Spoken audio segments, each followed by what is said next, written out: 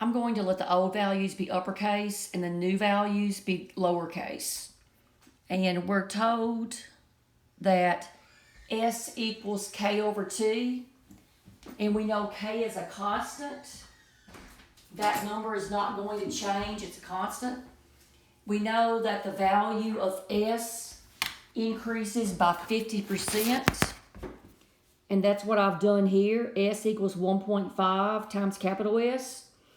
And we know that T decreases by some amount. I'm going to call that X. This constant does not change. I know the constant is S times T. Take your new S times your new T and solve this equation for X. You see the S's cancel and the T's cancel. Sorry. Yeah, the S's cancel and the T's cancel. So you're left with a 1. There's a 1 here. You're left with a 1. 1 equals 1.5 times X. So I've got 1 divided, I hope I said that right, 1 divided by 1.5.